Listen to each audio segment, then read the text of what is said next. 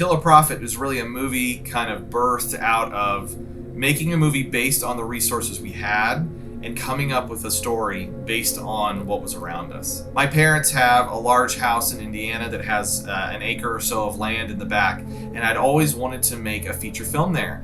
And so one Christmas, me and my wife and kids were heading back to visit family, and we were going to stay for a large chunk of time. And at that point, my parents had told me that they were thinking about selling my childhood house. And I knew this might be my last opportunity to film a movie in this house that I've always wanted to film a movie in. So when we went back to Indiana, I reached out to a producer friend of mine in the Midwest. We kind of came up with a concept. I wrote an outline for the film. I put a casting notice on a local Indiana casting site, and she flew out and we filmed for a week in Indiana. And so the idea was we'd shoot half of the movie in Indiana at my parents' home, we shoot the other half here in California and kind of merge the two together to make our film. We filmed for about a week in Indiana. It was rainy, it was cold, but we got everything we needed. It was kind of this post-apocalyptic vision of the future with this creature. Had a blast with that little team that we filmed. It was like a team of like 5-6 people. Then we came back to California and the footage kind of sat on a hard drive for a little bit.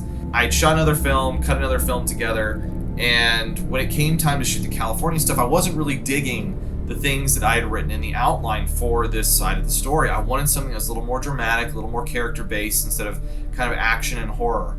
And so I completely rewrote the outline and placed our scenes that we'd filmed in Indiana as different flash forwards that this character would be seeing. And then I rebuilt the story around that, and that is essentially what became Kill a Prophet. I remember we had to cast the younger version of our character Shaw that we had filmed in Indiana, and I put out a casting notice looking for an actor to fill this role, and you'd get tape after tape after tape of people taking it big and huge. And I remember when I got Edem's tape, I put it on, and I played like the first 30 seconds of it, and I turned to my wife and I was like, this is the guy. I was like, look at what he's doing, and he was quiet, and he was subtle, and he brought just such a beautiful emotion to the scene and a depth to the character that I absolutely was fascinated with. And then we rented a house out in Joshua Tree and filmed for a week out there. And it was just this beautiful time of kind of working through the script together. We all stayed in the house. My wife and son came, and we all stayed in the house, and it was just a tiny little crew. None of us had egos, and we were all having fun discovering truth and honesty within the moments.